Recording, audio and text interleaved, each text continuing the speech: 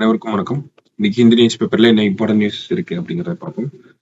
So first பார்த்தோம்னா நமக்கு bank bill bosses Lok Sabha allows one account for nominees அப்படின்னு சொல்லி கொடுத்துருக்காங்க. ஸோ வங்கிகள் சட்டம் திருத்த மசோதா அப்படின்னு சொல்லி நம்ம பார்க்குறோம் சரிங்களா. ஸோ நிறைய பேங்க் ரிலேட்டடான ஆக்ட்ஸ் வந்து அமெண்ட் பண்றாங்க சரிங்களா. பேங்கிங் லாஸ் அமெண்ட்மெண்ட் பில் 2024 கிட்டத்தட்ட 19 அமெண்ட்மெண்ட்ஸ் வந்து ப்ரப்போஸ் பண்ணியிருக்காங்க சரியா. அதுல முக்கியமான அமெண்ட்மெண்ட்ஸ் மட்டும் நம்ம பார்ப்போம். ஸோ கிட்டத்தட்ட பார்த்தோம்னா நமக்கு ஒரு பேங்க் அக்கௌண்ட் அப்படின்னு பார்த்தோம்னா அந்த பேங்க் அக்கௌண்ட்டுக்கு ஒரு நாமினியை வந்து நம்ம நாமினேட் பண்ணிக்கலாம் இது வரைக்கும் ஓகேங்களா. ஸோ இந்த அமெண்ட்மெண்ட்ஸ்ல என்ன சொல்லியிருக்காங்க அப்படின்னு பார்த்தோம்னா இம்பார்ட்டண்டா ஒரு பேங்க் அக்கௌண்ட்டுக்கு நம்ம 4 நாமினிஸ் வரைக்கும் வச்சுக்கலாம் அப்படிங்கறத கொடுத்துருக்காங்க ஓகே. ஸோ நிறைய அமெண்ட்மெண்ட்ஸ் அதுல ஒரு சில இம்பார்ட்டன்ட் அமெண்ட்மெண்ட்ஸ் மட்டும் நம்ம பார்க்கணும் ஓகே. அடுத்தது கோஆபரேட்டிவ் சொசைட்டிஸ் இருப்பாங்க, அதனுடைய டைரக்டர்ஸோட ரோலை வந்து இது பண்ணிருக்காங்க. ஸ்டேட் கவர்மெண்டோட ஸ்டேட் கோஆபரேட்டிவ் போர்ட்லயும் அவங்களோட ரோல்ஸ் வந்து இருக்கும் அப்படிங்கறத சொல்லியிருக்காங்க. அடுத்ததா பார்த்தோம்னா கோஆபரேட்டிவ் சொசைட்டி அதுல இருக்கக்கூடியவங்களோட டேர்ம் அப்படிங்கறத இன்க்ரீஸ் பண்ணிருக்காங்க. டென்யூர் அப்படிங்கறத கிட்டத்தட்ட பார்த்தோம்னா 8 இயர் டென்யூர் அப்படிங்கறதா இருந்திருக்கும், அதை இன்க்ரீஸ் பண்ணி 10 இயர் டென்யூரா கொண்டு வர போறாங்க.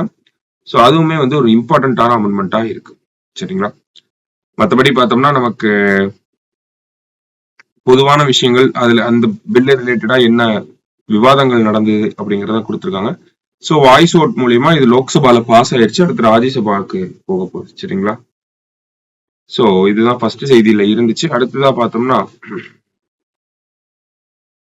நமக்கு டிசம்பர் 4 அப்படிங்கிறது பார்த்தோம்னா இம்பார்ட்டன்ட்லி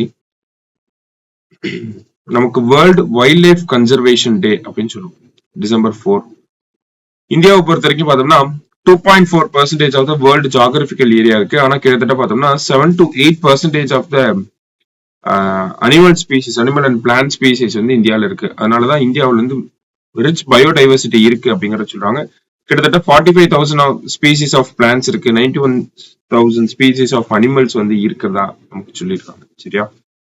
ஸோ இந்தியாவில் முக்கியமான விஷயங்களை பத்தி பார்த்தோம்னா நமக்கு வைல்ட் லைஃப் கன்சர்வேஷன் அப்படிங்கறத பத்தி தான் பேசியிருக்காங்க.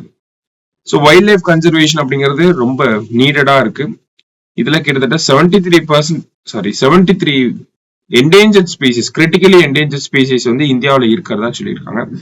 முன்னாடி பார்த்தோம்னா இது 47 இருந்துச்சு, இப்போ இது 73 இன்க்ரீஸ் ஆயிருக்கு அப்படிங்கறத நம்ம பாக்குறோம் சரிங்களா. ஸோ முன்னாடி 47 இருந்தது, இப்போ 73 இன்க்ரீஸ் ஆயிருக்கு இந்த என்டேஞ்சர்ட் ஸ்பீசிஸ் அப்படிங்கறதோட கணக்கு. ஸோ என்டேஞ்சர்ட் ஸ்பீசிஸ்க்கு இந்தியா நிறைய ஸ்டெப்ஸ் எடுக்கணும் அப்படிங்கிறது தான் இந்த ஆர்டிகிள்ல நமக்கு கொடுத்துருக்காங்க சரியா. ஸோ நிறைய த்ரெட்டை வந்து ஃபேஸ் பண்ணுது, அதனால இதை நம்ம பாதுகாக்கணும் அப்படிங்கறத சொல்லியிருக்காங்க. ஸோ பொதுவாக சும்மா பேசிக்கா பார்த்தா போதும் அதெல்லாம் சரியா. அதே மாதிரி பார்த்தோம்னா எடிட்டோரியல்ல COP29 பத்தி கொடுத்துருந்தாங்க. ஸோ COP29 பத்தி நமக்கு எக்ஸாம்ல ரிஃப்ளெக்ட் ஆகணும்னா கீ டேக் அவேஸ் அப்படிங்கறதா ரிஃப்ளெக்ட் ஆகும். ஸோ அதை நம்ம மெயின்ஸ் கொஸ்டின் சீரீஸ்ல பார்த்துரும் சரிங்களா. So thank you.